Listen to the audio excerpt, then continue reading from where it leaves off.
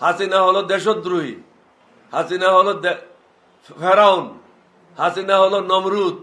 শহীদ রাষ্ট্রপতি জিয়াউর রহমানের মৃত্যুর পর বা বেগম জিয়ার পিরিয়ড বাদ দিলে বাকি সময় ছিল তারা ভারতের দালাল হিসেবে কাজ করেছে। বর্তমান ভারতের দালাল হিসেবে আমরা কাকেও কাজ করতে দেব না। আমরা ভারতের বিরুদ্ধে না, আমরা কোনো দেশের বিরুদ্ধে না। আমরা ইসলাম ধর্মের অনুসারী, সকলের কাছে আমরা কৃতজ্ঞ। যারা যখনই আমাদেরকে সাহায্য করেছে, সহযোগিতা করেছে, কৃতজ্ঞতার সাথে আমরা সেটা স্মরণ করি। তবে বেশি গুতাগুতি করলে ভালো হবে না। ভারতের বিভিন্ন জায়গা থেকে ইউটিউবাররা, আলোচকেরা যেভাবে বাংলাদেশ সম্বন্ধে মন্তব্য করছে, এটা খুবই আপত্তিকর। ভারত সরকারের উচিত হবে অনতিবিলম্বে তাদের মুখ বন্ধ করা। কারণ এই ধরনের ঘটনা নতুন নয়, বহু দেশে বহু সময় হয়েছে। ত্রিপুরাতে যে ঘটনাটা ঘটেছে, এই ধরনের ঘটনা অতীতে অনেক জায়গায় হয়েছে। এটা দুঃখজনক, এটা অত্যন্ত অপমানজনক। ভারতের জন্য এটা অত্যন্ত অপমানজনক। আমি জানি না ভারত কিভাবে দেখছে এটা। ভারত নিজকে বলে আমরা পৃথিবীর বৃহত্তম গণতন্ত্র দেশ। ভারত যদি এই ধরনের ব্যবহার করে তাহলে তাদের গণতন্ত্র কোথায় গেল? তারা যে আজকে বর্তমান যে ভারতের সরকার, তারা যে একদলীয় শাসন ভারতে কায়েম করেছে, হিন্দুত্ববাদী কায়েম করেছে, এটা কখনো কাম্য নয়। আমরা বাংলাদেশে চাই জাতি, ধর্ম, দল, মত নির্বিশেষে সবাই এই দেশের নাগরিক হিসেবে বসবাস করুক।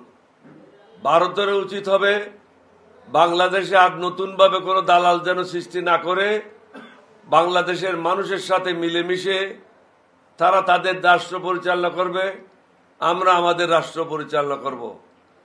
যার যেখানে সাহায্যের প্রয়োজন পড়বে আমরা একে অপরকে সাহায্য করব। তবে শত্রুতামূলক যে মনোভাব ভারত পোষণ করছে, সেটা যেন অনতিবিলম্বে বন্ধ করা হয়। তারা বিভিন্ন সময় প্রতিদিন বলে যাচ্ছে ভারতে হিন্দুদের উপর এটা হচ্ছে, ঘরবাড়ি পড়াইয়ে দেওয়া হয়েছে, ব্যবসা বাণিজ্য দখল করেছে। আমি বলেছি, মমতা ব্যানার্জি, আপনি যে বক্তব্যটা রেখেছেন অত্যন্ত আপত্তিকর। আপনার উচিত আগে মোদিকে বলে ভারতের প্রত্যেকটা রাষ্ট্রে জাতিসংঘের শান্তি মিশন ওখানে কায়েম করা। মুসলমানদের উপরে যে জুলুম হচ্ছে ভারতে, সেটা সশক্তে যেন শান্তি মিশন দেখতে পায়। বাংলাদেশে হিন্দুদের উপর কোনো ধরনের জুলুম করা হচ্ছে না।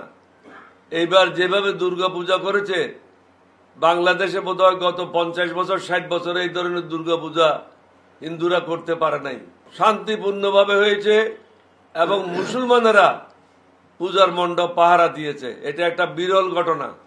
অথচ আপনারা মুসলমানদেরকে নামাজ পড়ার সময় পুলিশ দিয়ে লাথি দেন। বাংলাদেশে এই ধরনের ঘটনা কখনো ঘটে না। সুতরাং আপনারা যদি মনে করেন এখন অন্তর্বর্তীকালীন সরকার আছে, দুর্বলতা আছে, হাসিনার দালালেরা বিভিন্ন জায়গায় আছে, তারা দুর্বল, এটা ভাবা মোটেও সঠিক হবে না। আমাদের যে যুব সমাজ, তাদের সংখ্যা প্রায় 12 কোটির মতো। এই যুব সমাজ 12 কোটি হলো আমাদের সেনাবাহিনীর সদস্যদের মতো। বাংলাদেশকে সহজভাবে নেওয়া উচিত হবে না। বাংলাদেশ হলো 303 বুলেটের মতো, ছোট ছিদ্র করে ঢুকবে, বড় ছিদ্র করে বের হবে। সুতরাং যাই কিছু হচ্ছে আলাপ আলোচনার মাধ্যমে সমাধান করেন এবং আপনাদের ইউটিউবারদেরকে বন্ধ করেন, বাংলাদেশের বিরুদ্ধে মিথ্যা প্রচারণা বন্ধ করেন। না হলে আমাদের পক্ষ থেকে আমাদের লোকদেরকে আমরা বলবো তোমরাও ভারতের বিরুদ্ধে প্রচারণা শুরু করো। তাহলে কি হবে? দুই দেশের মধ্যে উত্তেজনা হবে। দুই দেশের মধ্যে উত্তেজনা হলে আপনারা মনে করছেন বাংলাদেশ ছোট দেশ, কিন্তু বাংলাদেশের অনেক বন্ধু দেশ আছে যারা নিউক্লিয়ার পাওয়ার আছে। সুতরাং এত সহজভাবে জিনিসটা নেবেন না। It is unipolar world. বাংলাদেশেরও বন্ধু আছে যারা সমস্যা হলে বাংলাদেশের পাশে দাঁড়াবে। বর্তমান সরকারকে শক্তিশালী করা যা যা প্রয়োজন এলডিবির পক্ষ থেকে আমরা সেটাই করব। বর্তমান আমাদের যে অন্তর্বর্তীকালীন সরকার, তাদেরকেও সজাগ করতে চাই। কিছু কিছু রাজনৈতিক দল আছে যারা আওয়ামী লীগের প্রতি খুবই দুর্বল, তাদেরকেও সাবধান করে দিতে চাই। আওয়ামী লীগ সংগঠিত হচ্ছে এবং কে সংগঠিত করছে, কে দায়িত্ব নিয়েছে, এই তথ্য আমার কাছে আছে। তিনি কোথায় কোন বাসায় আছেন সেই তথ্য আমার কাছে আছে। স্বৈরাচারের দোসররা প্রথম স্তর, দ্বিতীয় স্তর, তৃতীয় স্তর পুলিশের মধ্যে আছে, প্রশাসনের মধ্যে আছে এবং বিভিন্ন প্রতিষ্ঠানে স্বৈরাচারীর দোসরগুলি এখনো অবস্থানে আছে। মনে রাখবেন, মাকড়সা কিন্তু খুব শখ করেই তার চারিদিকে জাল বুঁধে, পরে ওই জালের মধ্যে তার মৃত্যু হয়। এটা একটা অপূর্ব সুযোগ এসেছে এই দেশের সম্মুখে, দেশকে নতুনভাবে গড়ে তোলার জন্য। এখানে নতুন এবং পুরাতনের সমন্বয় ঘটাতে হবে এবং যারা অভিজ্ঞ লোক তাদেরকে বিভিন্ন জায়গায় পদায়ন করতে হবে। অভিজ্ঞতার কোনো বিকল্প নাই। এই সরকার 3 মাস অতিক্রম করেছে, অথচ দৃশ্যমান তেমন কোনো কিছু উন্নতি দেখা যাচ্ছে না। রেমিটেন্স ব্যতি রেখে অর্থনীতিতে অন্য কোনো উন্নতি নাই বললেই চলে।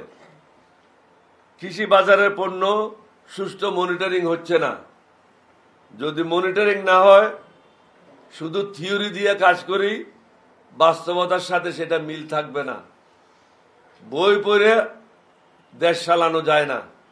দেশ চালাতে হলে বাস্তবতার আলোকে দেশ চালাতে হবে। প্রত্যেক দিন কোনো না কোনো জায়গায় ছাত্রলীগ, যুবলীগ, হিন্দু সম্প্রদায়ের কিছু ছেলে মেয়েদেরকে সাথে নিয়ে তারা বিভিন্ন রকম অশান্তি সৃষ্টি করার পায়তারা করছে। হাসিনা দিল্লিতে বসে তাদেরকে দিক নির্দেশনা দিচ্ছে। ভারত সরকারের উচিত যে সমস্ত দালাল, যে সমস্ত টাকা লুণ্ঠনকারী, যে সমস্ত টাকা পাচারকারী, বাংলাদেশের অর্থনীতি ধ্বংসকারী, বাংলাদেশের শান্তি শৃঙ্খলা ধ্বংসকারী ভারতে আশ্রয় নিয়েছে, বন্দি চুক্তির বিনিময়ে তাদেরকে বাংলাদেশের কাছে অনতিবিলম্বে হস্তান্তর করা উচিত। তাহলে আমরা মনে করব ভারত আমাদের বন্ধু। হাসিনা হলো দেশদ্রোহী, হাসিনা হলো ফেরাউন, হাসিনা হলো নমরুদ, স্বৈরাচার।